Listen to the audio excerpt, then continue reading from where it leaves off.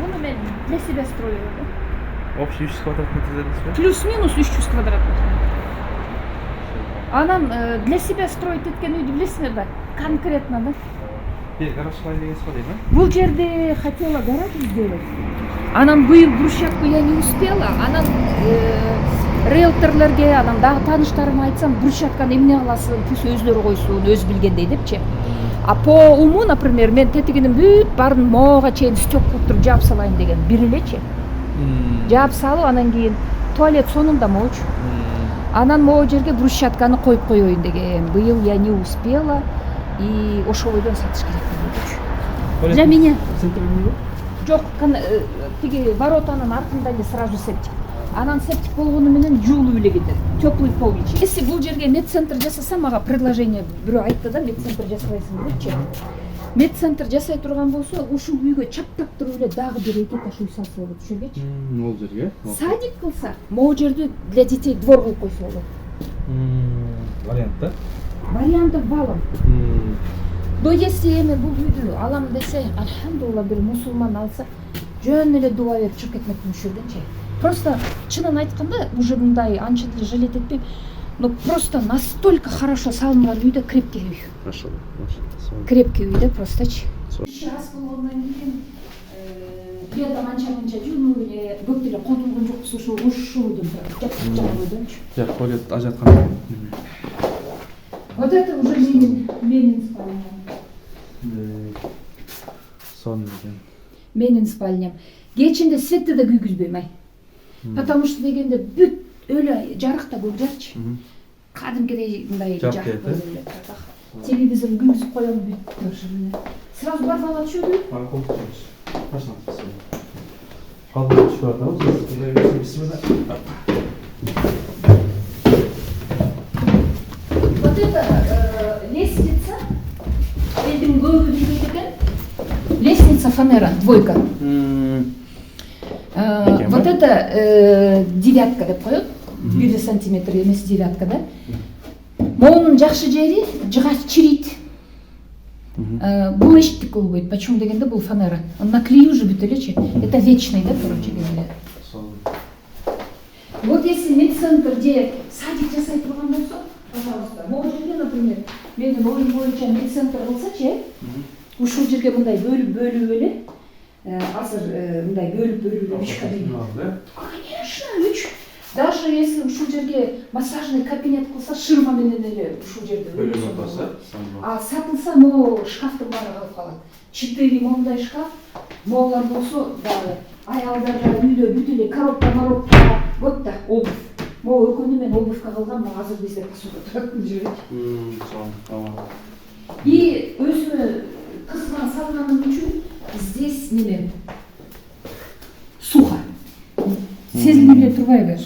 Без насоса, азыр котелду көргөзөм, без насоса ушул жер жылый берет. Бирок насосубуз деле бар. Себеп мен бул жакта котелду 1 метрде канча ылгый түшүрүп салгам да. Ошол үчүн проблема жасап сонун. Вот здесь тоже бир кабинет жасаса болот, бирок у меня здесь 4 оборота теплый пол бар да. Бирок мен аны өчүрүп салгам. Без өчүп салса болот экен. Мен өчүрүп салгам. 4 метр атабы. Потому что чувствуете все равно тепло. А теплый полду, например, азыр мен включать этсем, я должен насос включать эткенгечи. А насосту да өчүрдүм, теплый полду да өчүрдүм. А кому охота, пусть. А вот эти батареялар, например, азыр могу күндүн ысыгынан и так үйдө тердеп басып жүргөн үчүнчү. Мен азыр газды азайтып салдым. Кичине неметкенде көбөйтүп салам. Каждый этажга моуну отдельно кылгам. Хочешь, вырубай каждый этаж. Это евростандарт кылып салганбыз да. Ушул жерге калп айтпасам, канча рулон меники немем кетти. Почему дегенде, видите, канча провод. Ар бир жерден баягы советский бир провод менен эле эмес, канча провод кеткен да, меникичи канча провод. И этот, сейчас вам наверху покажу. Могу жерде мен оюм боюнча, могу жерге телевизор илип, могу жерге, например, беговая дорожка, анан кийин велотренажер, баягы балдарыңды ойлойсуң да. Если, например, балдарым жашаган болсо, үстүндө ванный болгондон кийин берге түшкүн. Вот это полностью гардероб. Тиги жакчы. А бирок если медцентр кылса, конечно, по-другому можно. А могу жерде болсо, мен оюм боюнча велотренажер, беговая дорожканы коюп коюп, телевизор включать этип, заниматься этип, үстүнө чыгып, жуун тазалам, и үстүнө чыгып жатасың. Ошол ой болчу меники. Ну, видите, мы бирге ойнойбуз, Кудай башка бирөөнү деме берет деп айтат. Мы предполагаем, Бог располагает, это зал. Мен ысый баштадым. Жок, здесь жарко. Чечип коеюн. Здесь жарко, келмен эшикке могу жерге. Бул жер зал экен, мынакей. Буюрса ким алса дагы ажайып керемет. Сонун баягы өзүмө да жасалган үй. Кудай буюрса ошон үчүн насип болсун. Эми бул үйдү жашаган арман мынакей. Сонун бул жактарды көрсөк, ысык аябай. Ысык экен. Но мен азайтып салгам азыр. Азайып салганда 40 экен. Эгер көбөйгөндө майкачан жүрөсүң да. Мен азыр ысыдым. Анан могу жерге мен балдарым үчүн салган үчүн могуну надо учитывать, ушуну элдер учитывать этишпейт да. Жаш балдарга. Балдар жөрмөлөйт, жүгүрөт. Могу жерде могуну жааптырып, могу крючогу бар, жаап салса түшпөйт да. Тосулат бияка илине. Да, тосулат. И могу жери мынакей, могу жерге илине турганы бар да. Сонун экен. Аябай сонун. Көп чүрүштөр балдар кылайт да ушул жерден. Ошону мен ойлогом да. Эң жөнөкөй, бирок Аял киши үй салгандачы, ыпыр чупуруңдун бүт баарын ойлойт экенсиң да. А мен кызыма салгандан кийин бойго жетти кызым, күйөөгө тийсе, балалуу болсо, ушуларды ойлогом монтип туруп. Могуну, например, жаап коюп, леля тралеля, баягы 5-6 аял болгондо сүйлөшүп отуруп, балдарына карабай коет го. Вот ошону мен ойлогом да. сонун болуптур. Анан Тиги этажда деле ошондой. Пожалуйста, бияка. Да. Буну мага баягы Москвадан үйрөнүп келдим деген бир нарындык кыргыз балабы ошол жасап берген. Как раз ушул мода болуп жаткан жеринде мен ушуну жасап алдым да. Сонун экен. Аябай сонун сапаттуу жасалыптыр бул мындай. Но это сапаттуу, потому что для себя же. Как всегда. Ар ким өзүнө жасаганда. Да. Жакшы. Могу жер тоже фанера. Фанера, если муну дагы үстүнөн бирдеме чаптайм десе чаптаса болот. Бирок мен ушул бойдон калтып, лактап эле койгон себеби буга өмүр күчүшпөйт да, бул крыша. Бул 3-чү этаж, тиги 2-чи этажда болсо мен под золото кылгандан кийин кызыма буну мен под серебро жасап салгам да, бүт барынчы. Могу жерди көрдүңөрбү? Мынакей. Пожалуйста, бияка чыга албайт, түшө албайт, сонун. Особенно жөрмөлөгөн Жаш балдарга өзгөчө. Да. Ушуну заказ кылганда тиги мастерлер там алганда. Эже, чё вы лишний тиги буду? Я же плачу десем дагы. Жасай ушуну. Муну жасабасам мен албайм деп ушуну жасаткызып алгам да. Видите? Бул жер мынакей күмүш түстүү, мынакей баары станция, обойлордагы, лампалардагы, кыскасы ажайып, 3-чү катка чыктык азыр. Берди карасак, бияка ысык аябай. Ну, 3-й этаж өлө ысык, потому что физика снизу бүт эле үстүнө кетет да. Ажайып мындай бияка карасаңыз, ошол тиги байрак көрүнөт экен, жетек тоо көрүнөт экен. Мынакей Кудай буйрса, сонун. Ана шумда бияка Нету. Жок экен, Нету. Сонун экен. Почти что нету шума. Жок экен, сонун. Во-первых, жолдон алысыраак. Анан вот это бул жакка биз неме койгонбуз, могу терезе койгондо могу пластика 4-камерный эмес, 5-камерный. Шамал бияктан келет депчи. А бул жакка 4-камерный койгонбуз, шамалы жок. Это удар, да? Удар, да, чтобы вот этого не было. И мен когда джиптом, но это уже спальня, да? Это гостевой спальня, бир комната. Как раз түштүктөн дагы терезе бар, мынакей бияктан күн тийип, ажайып не кылып турат. Бияк өзүнчө ой экен, мынакей бул жака телевизор лицензиялар болот, кыскасы, ажайып сонун бияка эки. Бул жерге атайын неме кылып койгон. Интернеттики бардыгы. Да. Шарт заманбап. Да. Бүт эле, чтобы они хотят включать интернет, провод телевизор. Могу, вот я говорю, каждый немеге этажка бирден. Если, например, не хочешь, чтобы бирдеме болгон өчүрүп коюп эле бир жакка кеткенде общийни өчүрөсүң же буларды өчүрүп кетип каласың, свет жок бул жердечи. Яктагы. Это спальня. Ну, муну таппай макулда бул. Тиги сатам деп туруп кызымдын бүт кийим кечелерин жиберип еще буларды баарын жип койгонбуз да. Мынакей. Бияктан дагы терезе өзүнчө, биякта дагы мынакей точкалар өзүнчө интернетте болсоңуз да болот. Кыскасы заманбап учурдун талабына шайкеш келген үй десек эч жагын койбуз.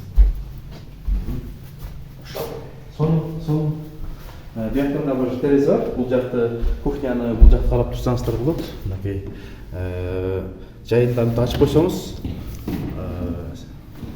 фильтр да бар экен. Конечно, можно использовать. Сонун мындайча атабыз. Кондиционерди биз тиги залга эле койгонбуз. Астына. Да, почему? Потому что биз салганда мен терезелерди ачып көрсөм металл. Экинчи этажда, үчүнчү этаждарда анча деле мындай ысык деле жок да. А тем более биз утеплять эткенде пеноплекс менен утеплять этип салгам да. Пеноплекс анча деле ысыкты деле киргизбейт экен. Анан ушул жерге эле бир кондиционерди коюп эле летом включать этсең бүт баары эле нормальный эле да бул жерчи. Ооба. Мынакей азыр ушул биэс айткандай кондиционер мынакей бул жерде турат. Баары жетиштүү, негизинен ажайып заманбап. Бул болсо ошол экинчи кабаттан көрүнгөн тарап.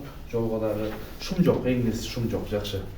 Кудайга шүгүр. Баягы эс алсаңыздар, мынакей коноктосоңуздар ушул жер зал, мынакей буюрса ажайып сонун жер. Алтын түстүү десек болот. Баардыгы сиздер көргөндөй обойлор дагы, жасалгалар да, үстү дагы ошол баардыгы алтын түстүү жасалган. Үстүн көрдүңүздөр, ал күмүш. Тагыраак айтканда алтын үй деп койсоңуздар болот. Вот этот дворго, например, если по-хорошему, если ушул жерге могу үйгө чаптап туруп эле дагы бир кухня салам дейби, эмне салам дейби. Медцентрге баягында бирөө ушу медцентрге карап аттым эле дегенден ушул жерде, например, эки этаж кылып туруп эле дагы бир гана чаптап салса болот да. Ошондо эшикти могу терезени алып эле ушул жерден эшикти үйгө чыгарса болот да. Бетен эле, Конечно, мен балдарым жашайын десе мен ошондо эле салмакмын чынында. Но сейчас уже не получается. А бул жак болсо бул жер топка. Ой, жылуу экен, аябай. Мынакей мышык жатат. Топка. Вот это под немецкий бистикилер жасаган, орустар жасаган. Edelweiss компаниянын тип немецкий котел. Өлө экономично, өлө сонун, 5 там 3 канча рубашка деген сонун котел да, могучу. Мындан жакшы котел көргөн жокмун, топить надо бирокчу. Анан газ. Газ үйгө жараша, квадратурасына жараша. Мен лишний алгам да, почему? Потому что дагы салып калса депчи. Вот этот на менчик үйлөргө эң эле чоң мощный котел ушул экен, Bosch фирма. Сонун экен. Да, быйыл газ киргизди. Ушул жер вот котел. Могу жер болсо менин кабинетим.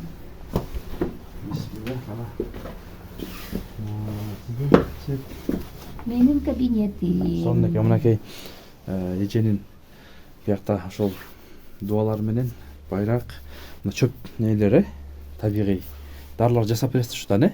Да. Мынакей ушул жерде буюрса чыгыш Фитотерапия это чөп менен дарылагангачы. медицинасын атайын көрүнөм дегендер үчүн мынакей буюрса сертификаттар менен мынакей баардыгы турат. Көрсөңүздөр болот. Кудай буюрса ушу келген биздин бейтаптарга пациенттерге Кудайым ден соолук шифа берсин. Жакшы экен, сонун. Бул отдельный кабинет. Но бирок бул жер тоже, видите, тепло. Жылуу сонун экен. Жашайм десе, здесь запаста жашаганга. Кухня, мынакей, пожалуйста, биякта ушул Бул жерде плюс-минус 100. Эти кабинеттер менен 100төн көбүрөөк да квадратный метр. Бул кухня да. Кухня мынакей, сонун экен. Азыр как раз салат жасап аткам.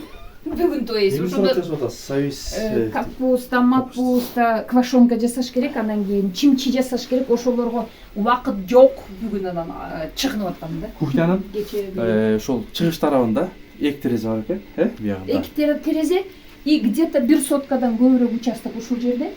Где-то бир 50дөй алма бар. Могу участкада сиздикиби? Конечно. Мындай ушул жерде бүт бар экен деп атпайбы? Жок. Мынакей. Ушул тиги серый немеге чейин могу алдындагы 9 вот этот баягы колонновидный деген алма. моундай шах болбойт да моолорчу биринчи ряд.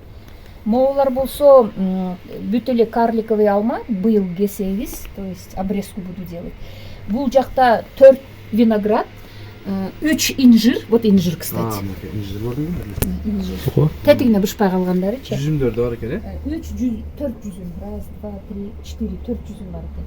4 жүзүм. Бул жагы ошондо аркы неме шифр кылып тапалат экен да биягы. Ошого чейин, могу сетка, могунун бүт баары. Мен атайын ушул үйдү ушинтип салгам. Почему дегенде, бул жакты жаап койсоң, туалеттин тетиги жакта огородко лишний раз кышында күзүндө чыкпайсың да.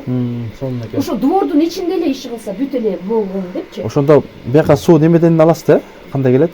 Огороддон тетик жактан келет. Арыктан келеби? Үйдөн келет, анда тиги буштан келет. Ушул жакта. Септик тетиги жерде, могу душтун, могу кухнянын септиги ушул тетиги труба менен тетиги жакка кетип калат да. Буга отдельно септик. Да.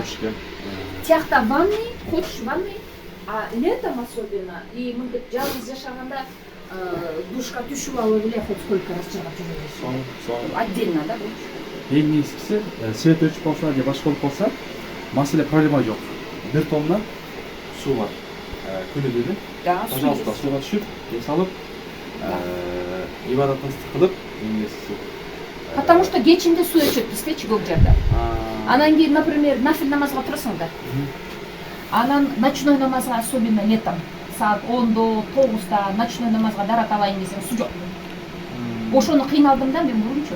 Анан кийин нафил намазга турганда ойгойтур суу жок. Какшып каласың, жениң келип уже. Ошондо азыр вот, например, Кудайга чексиз шүгүр, азыр все есть да.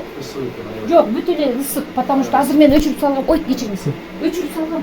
Кече өчүрдүм, потому что тегдеп какшыдым да уже чек. Анан кече кичирээк эле кылып койгом там. 41 40 градус кылып койгом да кече. Ысык аябай. Баягы заманбап учуп калган, баягы кышында үйүң жылы болсо да жакшы, эң эскиси. Конечно. Ошон үчүн аябай сонун ажайып. Ну, алган кишилер, конечно, бул жакка пол жасайм десе жасаса, бузам десе, мен оюм боюнча, мен кысына могу жерге үй салып туруп, мунун баарын бузуп, ошондо огород ачылалы. Огород ачылганда мындай эле бир мындай темир менен эле азыр жабып, калитка жасап туруп, анан ушул үйдүн ордуна я хотела баягы очок, анан кийин гриль азыр мындай темирден өлөсөң жасалат го. Ошону ушул жерде жасап салайын деген да. А видите, у нас сейчас не получается. Алар жашабайм дегенден кийин это уже помоложе кто-нибудь, если ала турган болсо, бул үйдө семьясы чоң киши жашаш керек. Ооба. Эң туура айттыңыз. Жалгыз кишиге вообще кереги жок. Көп балалуу, Конечно, мага кереги жок, например. Потому что тиги үйдө жатам десе тиги үйдө. Например, летом ысыкта болгондо досторум, подружкаларым келгенде, вот этот эшик огородко чыгат, например, чыгышында такыр жаап салам. Бул жерде эшик бар экен. Урматтуу көрөрман, могул жерде эшик бар экен. Эшик бар экен. Бияктан ушул чыгып кетет экен саркы. Да. Алмаларга, бакка. Летом муну ачып коебуз да. Анан подружкаларым келгенде чоң матрастарды бияка салып алып эле, соону мындай прохладный. Свет, эме как раз жайында ушул ысык болгондо эшикти ачып койсо буярында, сквозняк болуп, мындай мейлин. Муну ачпайм. Только муну эле ачам. Биякта да. Теп жактан алма бак бар да. Ошондон кадимкидей кислород келет да. Сонун булчу сон. Акышында такыр жаап салам. Огородко чыкканга кереги деле жок да мунун. Азырчы. Ооба. Ысык экен, сонун. Сонун эже Алла разы болсун, Кудай буйрса алып береке берсин. Ким алса дагы эми негизи имандуу, мусулман. Инсаптуу мусулман келсе деп ниет кылып атабыз, Кудай буйрса. Ошол ниетке жараша болот, эң эсеси Кудай буйрса. Акчасы деле жөндүү, Кудай буйрса. Анан наличка болсо канча бересиз? Наличка, в общем, окончательно 200 деп атам. Кудай буйрса.